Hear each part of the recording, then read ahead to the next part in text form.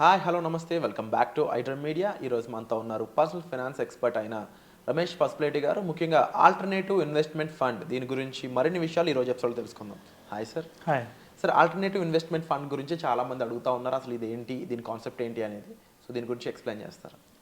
డెఫినెట్గా అండి, పేరులోనే ఉంది. It is alternate investment. అది కంప్లీట్గా ఆల్టర్నేట్ అంటే ఇప్పుడు మామూలు మన రెగ్యులర్ సాంప్రదాయమైన ఇన్వెస్ట్మెంట్స్ అంటారు.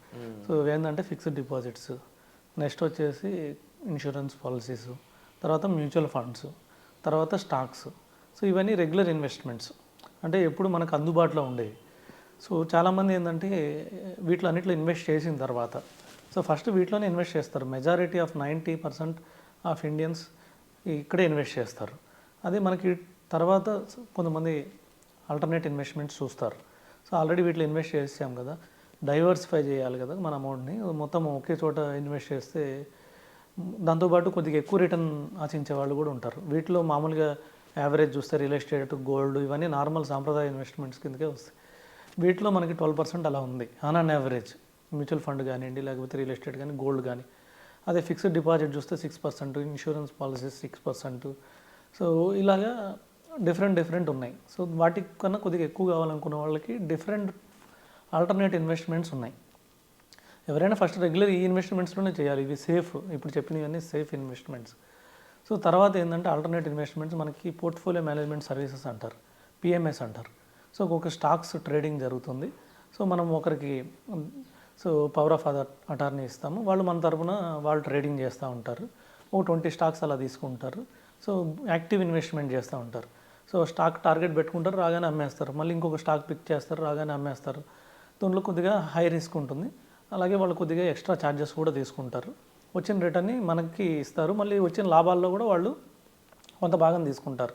ఎందుకంటే వాళ్ళు కొద్దిగా రిటర్న్ ఎక్కువ ప్రామిస్ చేస్తారు. అంటే 12% కన్నా ఎక్కువ రిటర్న్ ప్రామిస్ చేసి వచ్చిన రిటర్న్లో నేను కొద్దిగా భాగం కూడా తీసుకుంటాను అంటారు. సో అలాంటి వాళ్ళు ఏమనుకుంటారంటే 12 కన్నా నాకు 15 20 వస్తే వాళ్ళకు 2-3% తీసుకున్నా నాకు నష్టం లేదు వాళ్ళు ఉన్నారు మార్కెట్లో. సో వాళ్ళు అక్కడ ఇన్వెస్ట్ చేస్తారు. సో పిఎంఎస్ తర్వాత మనకున్నది ఆల్టర్నేట్ మార్కెట్ ఉంది. గ్రే మార్కెట్ అని అంటారు దీన్ని, అన్లిస్టెడ్ షేర్స్ అంటారు.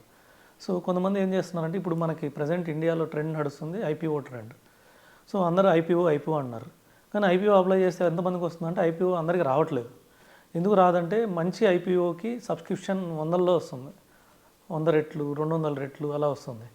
సో ఈ మంచి రావు.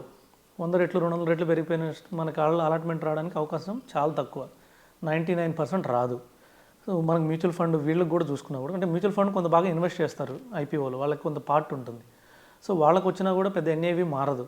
సో వాళ్ళు 50 crores ఇన్వెస్ట్ చేస్తే వాళ్ళ ఫండ్ చూస్తే 50,000 crores ఉంది, లేదంటే 5,000 crores ఉంది. 5,000 crores వాళ్ళకి 50 crores డబల్ అయినా కూడా 100 crores అయినా కూడా ఎన్ఏవి పెద్ద పెరగదు, మేబీ 0.5% పెరుగుతుంది. సో అలా కాకుండా నాకు ఐపీఓ కంపల్సరీ కావాలనుకునే వాళ్ళు ఉంటారు. ఐపీఓలో కొన్ని మంచి స్టాక్స్ మనం చూసాం ఆల్రెడీ. ఇప్పటికి ఆల్మోస్ట్ స్విగ్గీయే చూసాం, 390 దగ్గర లిస్ట్ అయితే ఇవాళ 590 ఉంది వితిన్ 1 month స్పాన్. సో మనం బజాజ్ హౌసింగ్ ఫైనాన్స్ లాని చూస్తే 1 yearలో డబుల్ అయింది, 1 dayలో డబుల్ అయింది. సో లిస్టింగ్లోనే అది డబుల్ కన్నా ఎక్కువ 130% పెరిగింది. సో ఇలాగా ఐపీఓ కంపల్సరీ నాకు కావాలనుకున్న వాళ్ళు ఏం చేస్తారంటే ఆల్టర్నేట్ ఇన్వెస్ట్మెంట్స్ చూస్తున్నారు. అంటే కొద్దిగా అన్లిస్టెడ్ మార్కెట్ అని ఉంటుంది. ఇందులో చాలా కంపెనీస్ ఉన్నాయి, ఊరు పేరు లేని కంపెనీస్ చాలా ఉన్నాయి. అవి కాకుండా మనం ఫేమస్ కంపెనీస్ ఉన్నాయి. లైక్ మనం ఎస్బీఐకి సంబంధించిన ఎస్బీఐ మ్యూచువల్ ఫండ్ కానివ్వండి, ఎస్బీఐ సెక్యూరిటీస్ కానివ్వండి, లేకపోతే హెచ్డిబి అనేసి హెచ్డిఎఫ్సి వాళ్ళ సిస్టర్ కంపెనీ ఉంది, హెచ్డిబి ఫైనాన్షియల్ సర్వీసెస్ అనేసి. సో ఇలాంటి పెద్ద పెద్ద కంపెనీస్ ఉన్నాయి. ఇంకా మన మార్కెట్ లీడర్స్ లైక్ ఎన్ఎస్సి ఉంది, నేషనల్ స్టాక్ ఎక్స్చేంజ్ లిస్ట్ కాబోతుంది. సో ఎన్ఎస్డిఎల్ ఉంది. ఎన్ఎస్డిఎల్ అంటే so depository, security depository. So CDSL ఇప్పుడు లిస్ట్ అయ్యింది. దాని తర్వాత సిడిఎస్ఎల్ తర్వాత ఎన్ఎస్డిఎల్ కూడా అంతే పెద్దది. సో అది కూడా అన్లిస్టెడ్ మార్కెట్లో దొరుకుతుంది. అవి కొనుక్కొని పెట్టుకుంటే ఐపీఓతో లిస్ట్ అవుతున్నప్పుడు మనకి సో ఐపీఓ గెయిన్స్ ఏదైతే ఉంటే మనకు కూడా వస్తాయి. కాకపోతే కొన్ని హై రేట్లో, అంటే మంచి ఏమో ఎక్కువ రేట్ చెప్తున్నారు, మంచి కానీ ఏమో తక్కువ రేట్ చెప్తున్నారు. సో మనం మంచి కరెక్ట్గా దొరుకుతున్నాయా లేదా, కొంతమంది మంచి దొరుకుతున్నాయని ఇస్తున్నారు కానీ అవి క్రెడిట్ కావట్లేదు, ఆ డిలేలో ప్రైస్ పెరిగిపోతున్నాయి. సో ఇది ఒక ఆల్టర్నేట్ ఇన్వెస్ట్మెంట్. ఇది కూడా ఒక పెద్ద చాలా పెద్ద ఇన్వెస్ట్మెంట్. దీని గురించి తెలుసుకొని చేయాలి. సో ఇందులో రిస్క్స్ కూడా ఉన్నాయి. ఆల్టర్నేట్ ఇన్వెస్ట్మెంట్స్లో రిటర్న్స్ ఎక్కువ ఉంటాయి, అలాగే రిస్క్ కూడా ఉంటుంది. సో ఇంకొక ఆల్టర్నేట్ ఇన్వెస్ట్మెంట్స్ ఏంటంటే కొంతమంది ప్రజెంట్ క్రిప్టో మీద కూడా కొంతమంది ఇన్వెస్ట్ చేస్తున్నారు. ఇది కూడా ఆల్టర్నేట్ ఇన్వెస్ట్మెంట్ కిందకే వస్తుంది. క్రిప్టో అంటే మనకు తెలిసింది లీడర్ వచ్చేసి బిట్ కాయిన్ వచ్చేసి almost 2 lakh crores, 2 crore crores ఉంది. 2 crore crores. సో దాని మార్కెట్ క్యాపిటల్ ఉంది. సో ప్లస్ ఆల్రెడీ నిన్న $1,06,000 క్రాస్ అయింది. కొద్దిగా ఎక్కువ ఫ్లక్చువేషన్స్ ఉంటాయి. సో మేబీ యూఎస్లో కూడా లిస్ట్ చేస్తున్నారు. జనవరిలో బిట్ కాయిన్ హోల్డ్ చేసిన కంపెనీ ఏదైతే ఉందో మైక్రోచిప్, సో ఇది లిస్ట్ అవుతుంది జనవరిలో. సో వాళ్ళు కూడా అది కూడా నాస్డాక్ 100లో లిస్ట్ అవుతుంది. అంటే దాని లిస్టింగ్లోనే అది నాస్డాక్ 100లోకి వచ్చేస్తుంది. అంటే top companies of course. So ఏదైతే ఇప్పుడు యూఎస్లో ఉన్నాయో ఎన్విడా కానివ్వండి, లేకపోతే మెటా స్టాక్స్ కానివ్వండి, సో వీటితో పాటు టెస్లా స్టాక్స్, వీటితో పాటు కూడా ఇది కూడా లిస్ట్ అవుతుంది. సో అదొకటి కొద్దిగా లీగల్ కాబోతుంది బిట్ కాయిన్. మేబీ అవ్వచ్చు, అవ్వకపోవచ్చు. జస్ట్ ప్రస్తుతానికి ఉన్న బడ్జ్ ప్రకారం లిస్ట్ అవుతుంది అంటున్నారు. దాని తర్వాత కొన్ని ఉన్నాయి ఎథీరియం అని ఇలాంటి. సో ఇవన్నీ high risk, high volatility, so కొద్దిగా హై రిటర్న్ వచ్చే ఉంటుంది. కానీ వీటికి ఇండియాలో వచ్చేసి లీగల్ కాదు, అలాగని ఇల్లీగల్ కూడా కాదు. వచ్చిన రిటర్న్స్లో 30-40% గవర్నమెంట్కి పే చేయాలి. అఫీషియల్గా 35 ఉంది, ప్లస్ అడిషనల్ ట్యాక్సెస్ కలుపుకొని 40% గవర్నమెంట్కి పే చేయాలి. ఇప్పుడు ఆల్రెడీ హైలో ఉన్నాయి. సో దాని గురించి కొంచెం రిస్క్ ఉంటుంది. సో ఇవి కాకుండా ఇంకొన్ని ఆల్టర్నేట్ ఇన్వెస్ట్మెంట్స్ ఉన్నాయి. లైక్ డెట్ ఫండ్ కానివ్వండి, లేకపోతే కొన్ని కంపెనీస్ మ్యూచువల్గా ఫండ్ కలెక్ట్ చేసి రియల్ ఎస్టేట్ ఫండ్ అంటున్నారు. సో రియల్ ఎస్టేట్ వాటిలో ఇన్వెస్ట్ చేస్తారు. ఇలాగ ఆల్టర్నేట్ ఇన్వెస్ట్మెంట్స్ ఇండియాలో చాలా వచ్చేసినాయి.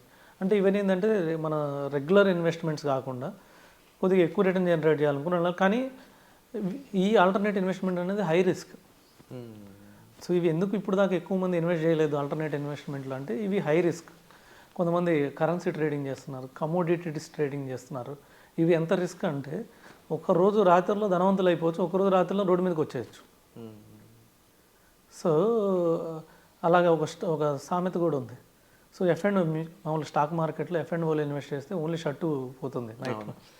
అదే కమోడిటీస్లో ఇన్వెస్ట్ చేసిన వాళ్ళకి షర్ట్ ప్యాంట్ కూడా పోతాయంట. సో అంత రిస్క్ అన్నట్టు. ఇవి అన్నీ ఆల్టర్నేట్ ఇన్వెస్ట్మెంట్స్.